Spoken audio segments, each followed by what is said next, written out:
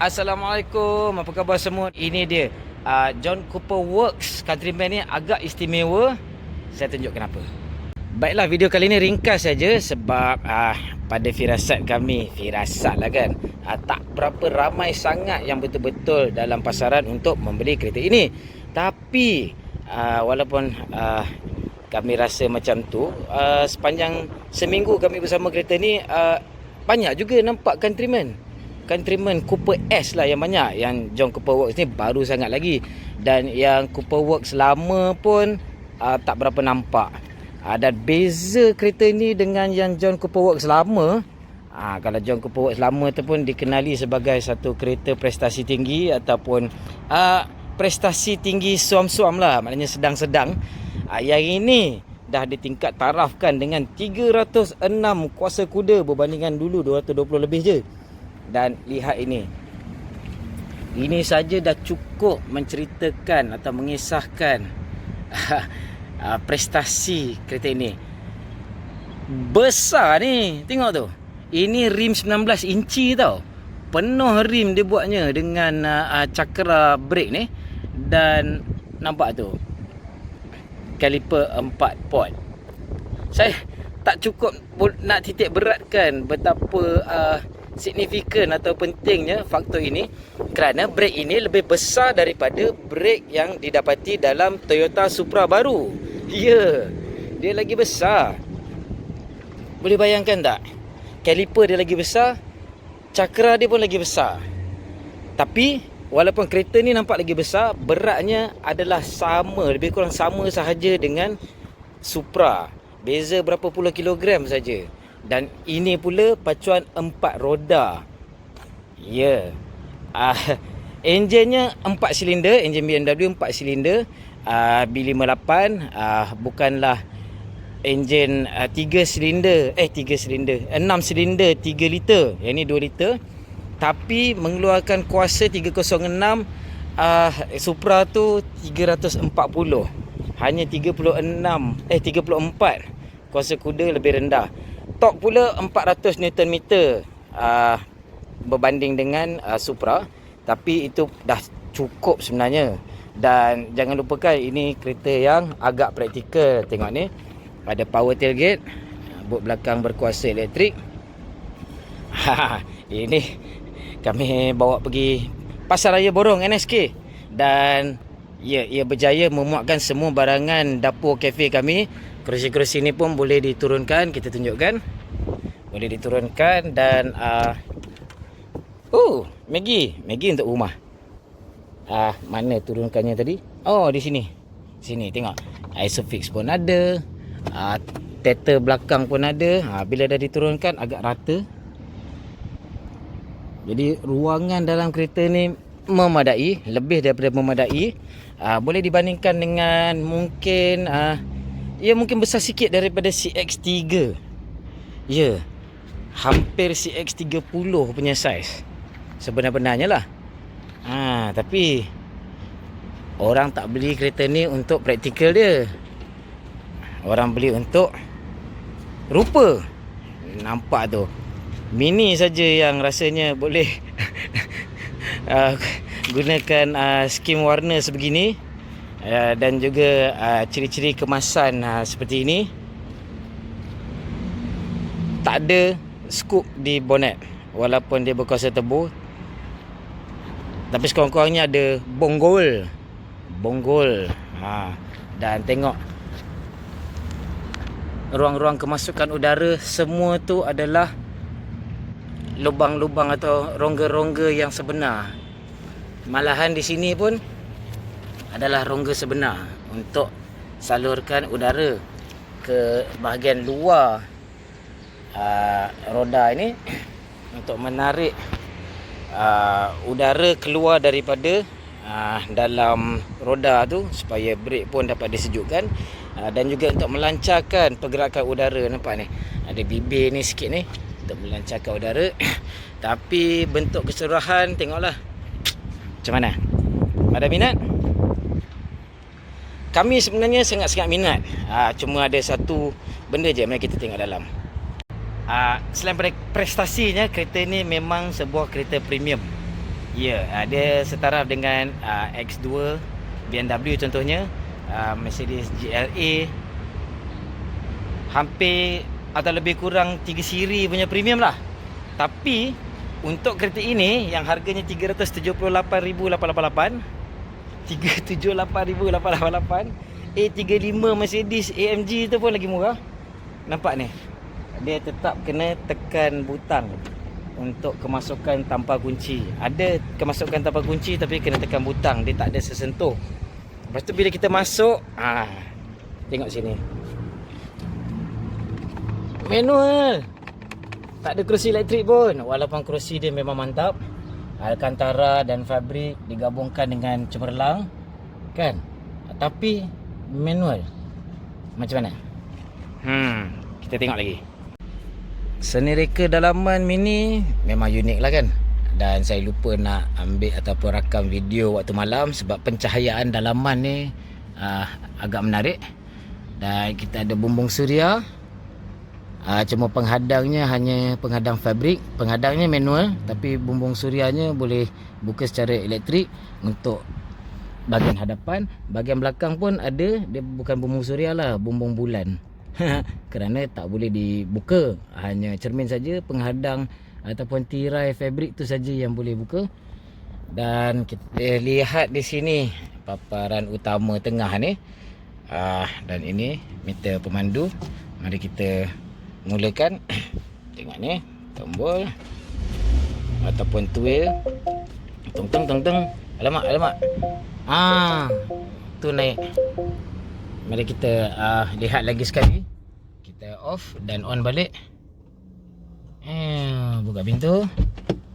Tu dia hilang. Yang tu adalah skrin untuk pemantulan maklumat. Dia naik. Adalah gimmick-gimmick macam tu kan. Dekat dalam skrin telefon ni, perakam ni dia dia klip-klip sikit kerana frekuensi pantulan cahaya tu. Tapi macam-macam maklumat dapat dipaparkan di situ. Dan sebenar-benarnya angka tu besar sikit lah. Dalam bila kita betul-betul duduk sini, lihat mata sendiri, lebih jelas lah.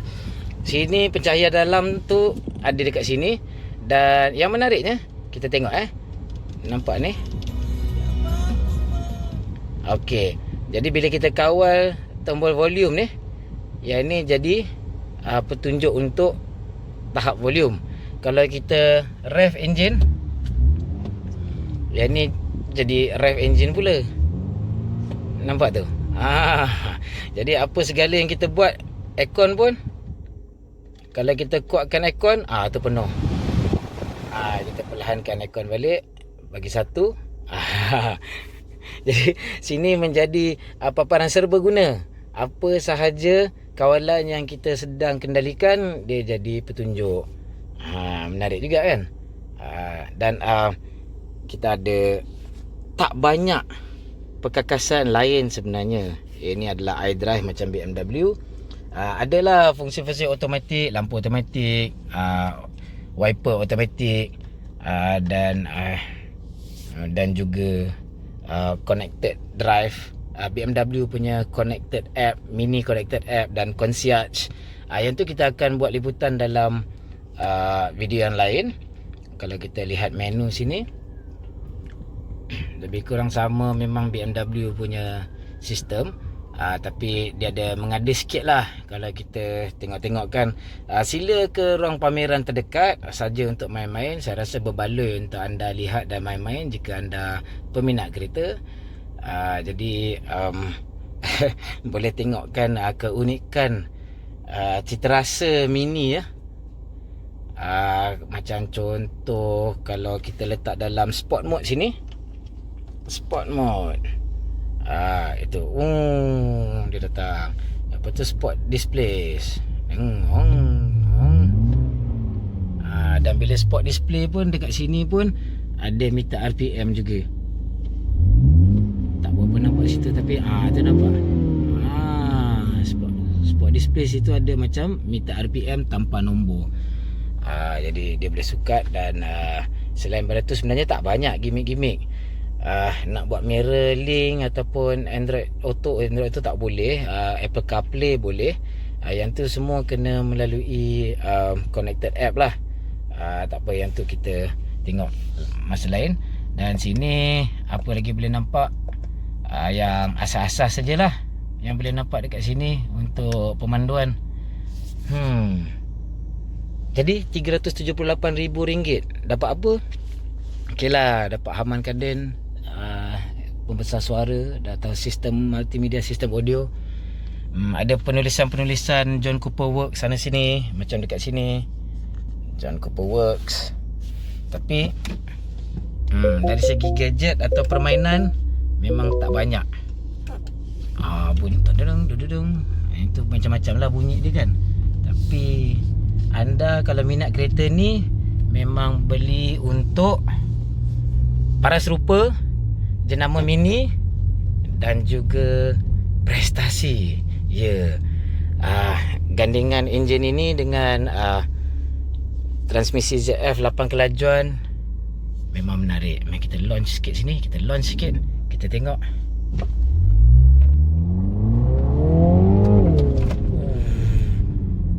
Ada lag sikit. Jujur cakap memang ada lag sikit. Nak bandingkan dengan enjin 3 liter BMW tu yang 6 sebaris, yang ini 4 sebaris 2 liter, memang ada lag sikit.